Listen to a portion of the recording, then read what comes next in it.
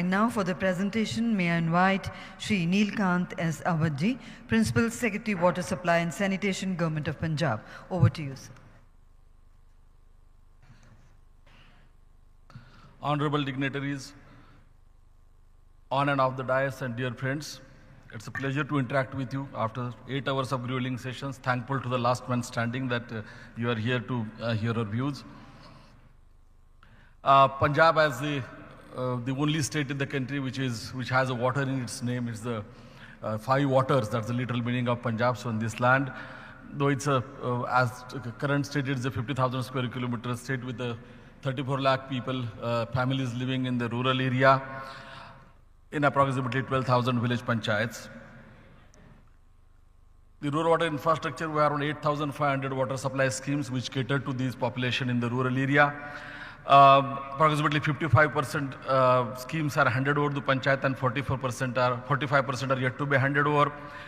Mainly our water supply to the villages is to the tube-well-based schemes, which are around 89%, and 11% schemes we supply water to the canal-based system. In 2014, we came up with a water supply policy which stated the commitment to the people for the 70 LPCD water supply to every household in the rural area. We have delivered on that commitment, and today we have 382 habitations where we are having the 24/7 water supply, and close to 5,000 habitations where water supply daily is more than 10 hours.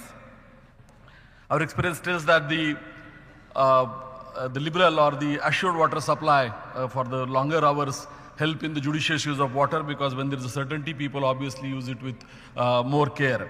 As we are aware that the service delivery parameters are water should be in the sufficient quantity, that is about the duration and adequate pressure, it should be of the good quality. The water supply should be inclusive, that all sections should be represented in O&M and operations. It should be sustainable, that is source sustainability, operational sustainability, and the financial sustainability, and it should be equitable, that it should be affordable and fair access to all. These are the principles on the basis of which we operate our schemes. We have issues regarding the quality, as Honorable Minister has explained earlier. Around 1,000 villages in the state are quality affected, though we have ensured that the 90% villages are already getting the clean supply, and the others have a limited supply in the form of ROs or the community water supply, water purification plants. But we plan that in the next financial year, all these 1,000 villages should also get the clean water through the surface water projects. We have taken the initiatives like for the chlorine supply to the last village in an efficient manner. We have opened our own depots.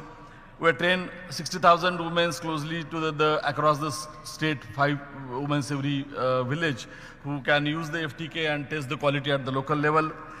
We have a huge networks of labs which ensures that with 31 labs across the state, we conducted around 15,000 tests for the water samples for the bacteriological as well as chemical parameters. All our 31 labs are accredited for the chemical NABL accreditation for the chemical parameters, and we are in the process of getting the accreditation for the bacteriological test as well.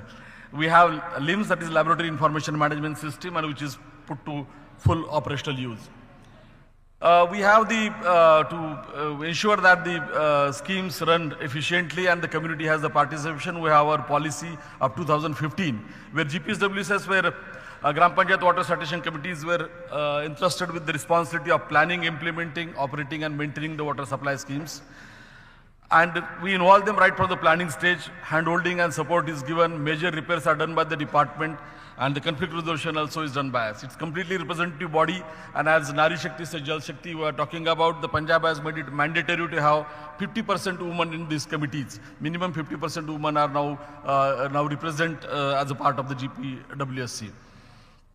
Whatever the lessons we have learned, because we know as of now, including UTs, there are 10 states where we have achieved the Har Ghar Jal status, and Punjab is the 5th state in the country which achieved this status in April 23. So whatever the learnings we had, I'll just share some of them which may be useful to the states which are in the process of achieving these targets. The community leadership, participation, and particularly the local leadership, that matters the most. That is our experience. The IEC activities, which started in 2007 with the World Bank projects in Punjab, where we have a block resource coordinators and people on the ground, they really helped us in a big way. As everywhere, initiatives and involvement of the local administration like the your CO Jilla Parishad, PDDR, DAs or the BDPOs and the other, the district collector, it matters a lot. What you can offer to the panchayats is, in case the government operates the scheme, obviously it has a fixed schedule and the fixed way of operating. Whereas the panchayat starts operating, they have flexibility of managing the timings of the water supply. They can fix the water tariff and they can even fix the penalties on the users for defaults. The most important component of the successful water supply scheme is the active and competent GPS WSC members. Initially, even in Punjab up to 2013-14, even auditors were appointed for every 5 villages who used to keep the accounts and the financial matters. And I think that helped to build a culture in the initial days of the scheme. Obviously, handholding is an important component. So these are the issues which helped us, I think, in the successful implementation of these or achieving the Har Ghar Jal targets. To give a couple of examples like this village Singhpura, where we have around 600 plus schemes are there which have a volumetric tariff, where the meters is installed in every household, though all are not functional, but these are some of the schemes where, like in village Singhpura, there's 181 households and the scheme was commissioned in 2009. 248 number of meters installed, so every household is a member and they pay volumetric tariff. 60 rupees is the minimum charge per month and 5 rupees is charged for the extra 1,000 liters, for every extra 1,000 liters, it's per kiloliter, 5 rupee charge. So monthly collection of this scheme is at 25,000 rupees, and Gram Panchayat today has a surplus amount of 9,25,000 in this water committee's account. So it's sustainable, 100% household obtain the individual connection. This is again an important point. I will elaborate it when I come to next stage. That is important to have 100% connectivity. The water till the tail end, you get 30 feet at the tail end. And 24/7 supply giving significantly better service. Another village, this Gato, I will not elaborate for the sake of time, it is the same story where volumetric tariff every household pays and the water is at last. So challenges in the remaining schemes, obviously resistance from regular pump operators that we, as the traditionally rural supply schemes are operated by pump operators, they feel for loss of job, though I assured.